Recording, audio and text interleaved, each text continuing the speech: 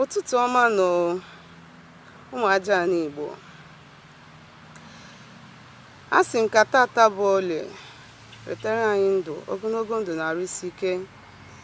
Ife anyị ga-eli na ife anyị ga-aṅụ, ya wepụrụ anyị ọnwụ, wepụrụ anyị ụchụ, wepụrụ anyị ekworo, wepụrụ anyị anya ụfụ, wepụrụ anyị ndị ọgbọ n'uke, ma wetara anyị ife ọma ise. Ụmụnne m, o nwere obere nkata m si ka anyị kpakọlịa tata bụ orie n'ụtụtụ tata. Isiokwu m ji wee bịa tata bụ maka ndị ichie. Wee na-ajụ sị, kedu ndị bụ ndị ichie?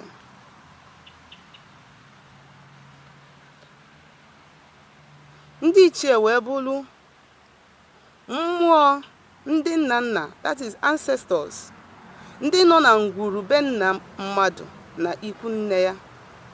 Ngwuru gị ebe a nọ wee mụọ gị na ikwu nne gị, ọfa bụ ndị ichie gị. Isiokwu m tata wee bụrụ uru ọ dị, mkpa ọ dị na anyị ga-emedo ndị ichie anyị.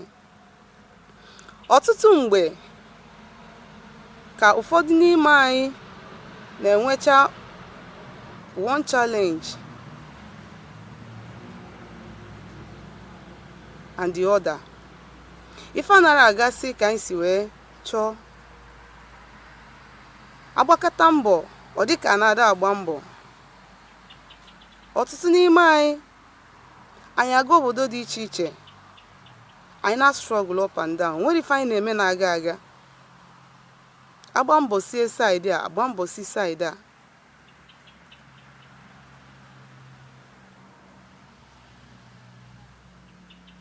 Confusion here and there. O nwere ife anyị na-atinye aka na-aga aga. Wee na-ajụ gị sị gị, ịmakwa ndị ichie dịbe nna gị na ikwu nne gị? Ịmakwa na obodo ọbụla ị gara na enwere ndị ichie nọ n'obodo ahụ? Ịmakwa na ngwuru ọbụla ị gara na o nwere ndị ichie nọ na ngwuru ebe ahụ? Ọtụtụ n'ime anyị anarazi anata ụlọ, maka na anyị na-asị na anyị nata ụlọ ewere ọgwụ chụba anyị. Anyị nata ụlọ anyị enwebe problem. Anyị eche na ịgba ọsọ gbapụ n'ụlọ bụ ebe anyị ga-esi wee dị free. Iche na ịkwụsị ịnataba unu ịdị free, ebe a nke ọ ga-aka njọ. Jụọ m ihe nji wee si n'ebe a nke ọ ga-aka njọ. Ihe kpatara na ebe a nke ọ ga-eji wee ka njọ bụ na ọ dị natural ịgbaba ọsọ na be nna gị, mmụọ nọ na ngwuru be nna gị achụbakwa oge ọsọ. Ọ bụrụ na mmadụ na-achụ gị, isi ya maka na onye a na-achụ gị, ị mana anatazi n'ụlọ. Ma maka na onye natacha, ọ dịghị ka onwe ndị na-amonitọ gị, ịnatacha, things to start getting worse for you. Nwanne m, iwesizie for that na anatazi, iwe wozi ala wotu na mba onye ọzọ. Mana ala wotu ahụ iwekwara na mba onye ọzọ, ọ kwụsịrọkwa ihe na-eme gị. Ihe na-eme gị ka na-eme gị. Ị nwetebe onwe gị gawabe n'iru. Ị na-asị eji ọgwụ jide gị. Mgbe ụfọdụ ọ na-abụ ọgwụ. Mana ihe m chọrọ ịkọwalụ gị bụ na ọ na-aka adị bad na maybe na discover na maybe na o nwere onye ji ọgwụ na-emegide gị. Instead of gị ma ịgbakwuru ndị ichie, ndị mụrụ gị, mmụọ so gị, n'ikwu nne gị na be nna gị, si ha biko ha zọba gị, ịgbabazielu mmadụ ọsọ. Ịgbabazielu mmadụ ọsọ fa achụbazie gị. Ndị ahụ mụrụ gị enye aka chụba gị, achụsibe gị ike. Enyela onye ahụ na-achụ gị aka na-achụ gị, ị na-agba. Wee jụọ gị sị gị, how long ka ị ga-agbadobe ọsọ? So many of our brothers nọcha abroad, nọcha ebe dị iche iche, nọcha mba dị iche, ma ndị nọ Lagos, ma ndị nọ Abuja, ma ndị nọcha country dị iche iche. Mgbe ha na-aga, ha che na ha gaa, nsogbu agwụ. Mgbe ha na-aga, ha che na ha gaa, ụzọ emepe once. Mgbe ha na-aga, ha che na ha gaa, adị ka ibe ha si adịnata. Mana nwanne m, ịgazi ọkalụ njọ. Ị na-ajụdịkwa onwe gị why? Wee jụọ gị, mgbe ahụ ị na-aga obodo ahụ ị na-aga, ị gwakwala ndị ichie debe nna gị na ị na-eme njem? maka na ndị ichie debe nna gị ahụ ọ ha ma ga-eje obodo ahụ ị na-eje ga mezie elu gị ọnọdụ, mana o nwere ike ịmarọ maka na akụziri olu gị. Obodo ọbụla ifuru nwere ndị ichie na-echekwaba ha. Ha nwere ndị nọ na ngwuru, ndị mụrụ ndị bụ ndị gara aga mitie. And ihe a niile bụ ihe mmụọ, mana ya ghọta. Ọ bụ for instance now, na ị na-aga obodo oyibo, ma na ị na-aga Lagos, ma na ị na-aga Abuja, ma na ị na-apụ ịbụ onye Anambra steeti, ị chọọ ịhapụ be nna gị gaa Enugu ma ọ gaa Abịa, ị ga-agaga zụọ ahịa ma ọ lụọ ọlụ ka ị mara ma ị ga-abara onwe gị n'uru. Kedu ihe ị ga-eme izizi? Ịgwa ndị mụrụ gị, ndị nọ na ngwuru gị, ịgwa ndị ichie be nna gị sị ha na ndị ichie ikwu nne gị, biko nụ, ya chọkwara ịga mba ọzọ, ya ga-achọta ihe ya ga-eli, ga-achọ akara aka ya, ka ya jee mịta mkpụrụ ọma, ka ya dị ka ibe nata. Nwanne m, ịgwacha ha agaba ebe ahụ, ọ ga-adị gị ka ọ dị ihe mere just, but ihe m chọrọ ịgwa gị bụ that ịgwacha ha sị ha na-ekwebe ị na-aga, ndị ichie dị be nna gị gakwuru ndị ichie dị n'obodo ebe ahụ ị na-aga. Nwa anyị na-abịakwa o, onye dị ụta na-abịakwa, biko unu ọnụ na ọ ga-anọ ebe a, biko unu nyere ya aka ụzọ ya gaa, ya findkwana anything difficult, ilu ebe ahụ ụzọ ga-agaba, eche na iji ọgwụ mana ijiri ọgwụ.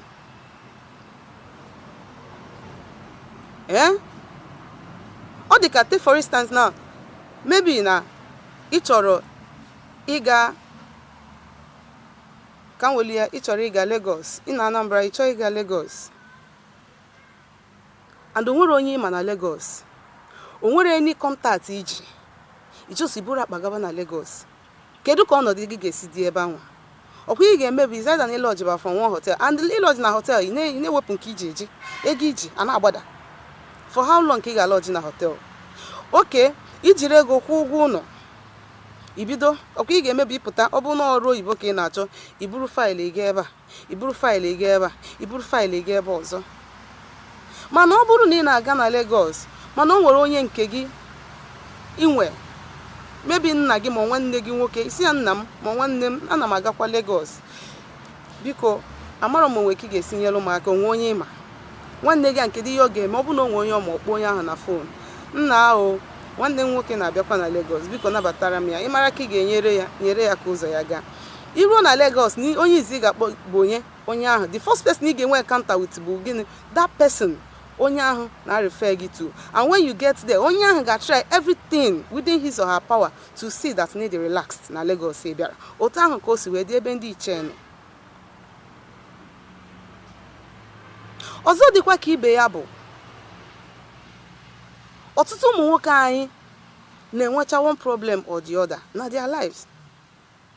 Ọ bụrụ gịnị? Ije kpọta nwa mmadụ, ikute nwa mmadụ, ikuru ya edosa na be gị, o nwere ego idobe n'isi ya, o nwere ihe a na-eme n'isi nwaanyị mere n'isi ya chachachachachachali, ịkpọrọ ya na be gị ga-adosa, ọ na-amụrụ gị ụmụ, na-aza nwunye Emeka, nwunye Ifeanyị, mana imere ego n'isi ya. Onwe na-ajụ gị si gị, ị chere na ndị mụrụ nwa ya bụ nwata nwaanyị bụ ndị nọ na ngwurube nna ya ma mbịa gbaa gị ụgwọ? Gị nwa bụ nwoke, ịmakwa na ị na-erisk your life and your destiny and your future. Ịmakwa na ndị nke bụ ndị mụrụ gị ga na-asị kedu onye bụ nwata nwaanyị gị na ya nọ n'ime ụlọ, ha na-amarọ maka ya. Ndị nke ga na-enye gị nsogbu, ndị mụrụ nwata nwaanyị gị na ya bịa na-enye gị nsogbu. Itinye aka ebe okwechiri, itinye aka ebe okwechiri, ọ bụ na ị na-agabu n'iru, you stop progressing. Ịgazie na nke ndị na-akụ aka sị gị ihe na-eme gị si na-arụ nwaanyị na-anụ. Yes, o si na-arụ nwaanyị na-anụ, mana they will not give you the information well, they will not give you the message well. O nwere ike natazi iche na the girl bụ ajọ mmadụ, na ọ chọrọ igbu gị, mana o nwere ihe ọzọ, ma ọ ascended after you, ọ nọ a destiny destroyer, ma ọ nọ nwaanyị na-akpọchu nwoke ma akpọgbu nwoke. Ịchụba nwa mmadụ n'elu na iji ọsọ kpọpụta ya, ọ na-amụrụ gị ụmụ. Maka na mgbe ụfọdụ anyị ada ama the spiritual significance of traditional marriage and bride price. O nwere ụmụ ihe ndị anyị na-akpọ nwa dị anyị. Nwata nwaanyị ndị ichie be nne ya ma alụsị dị na be nne ya na-eso, you dare not take her without paying her bride price. You dare not. Ịnwa ya nwebe problem here and there. And o nwere ike ị na-enwe that problem, uche gị ama nje nọ maka na ịnụrụ nwa mmadụ. Ndị nwe ya na-agba gị ụgwọ, a na-emebisili gị ihe. Ihe na-ekwe ya bụ uru mkpa ọ dị na anyị nwa ga-amalụ ndị ichie. nye ha oke eruru ha. Ịkpọrọ nwa mmadụ jee nye ndị ichie dịbe nna ya na ndị ichie dị n'ikwu nne ya oke dịlefa ka ha nye gị efe. Ọ bụrụ na ị na-azụ ahịa na ị na-eji bido ní biznes ma ị na-eje ịnapụ mba ọzọ, nye ndị ichie, gwa ndị ichie ndị mụrụ gị sị ha nekwa ihe na-eje eme, unu bịa nọnye elu m, mepere m n'ụzọ. Ọ ha nwa na-achịtalụ gị oke, ha na-achị gị, ha ga-eketelu gị oke gị ka ịmịta mkpụrụ ka izu oke na nwoke ịbụrụ mmadụ ma nwoke ma nwaanyị. Ọ bụrụ sọsọ naanị nwoke ka ndị ichie na-enye nsogbu, ma anyị ba nwaanyị, o nwere anyị nwa bụ ndị nwaanyị ndị ichie na-eso anyị dị ọkwa ndị ukwu. And nwaanyị ọbụla ndị ichie dịbe nna ya na-eso, ọ banye na be di, ọ ga-amịta ezigbo mkpụrụ. And such woman, ịnụọ ya, instead of ịmịtalụ gị mkpụrụ, ịdịrị useful to you, kazi na ihe so ya nyelụ gị aka ụzọ ga na-emepe, agbachi ụzọ gị agbachi, maka gịnị na iji ha ụgwọ. Mana ọ bụ na ịnụ onye ahụ, ndị so ya mmụọ na niile ahụ so ya enyere ya aka solu gị na-enye emepelu gị ụzọ, but you won't know. So o wee bụrụ ya bụ gị na ọ dị very important na onye ọbụla ma nwoke ma nwaanyị ga-emezi ndị ichie ya ka ihe ị na-eme gabalụ gị ka ịmịtaba mkpụrụ. Ọ ka bụkwa m onye nke gị, Nwaada Amaka Gbaroma Ụzọ Mmiri. Ị ga-eji afa wee nweta m na Facebook. Anyị na-agbakwa afa na-alụcha ọlụ dị iche iche.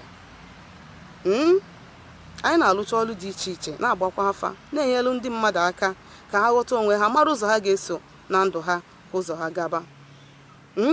Akara ị ga-eji wee nweta m bụ 070-373-11663. Ị ga-eji ya nweta m na kọl, ị ga-ejikwa ya nweta m na WhatsApp. Udo dịrị unu.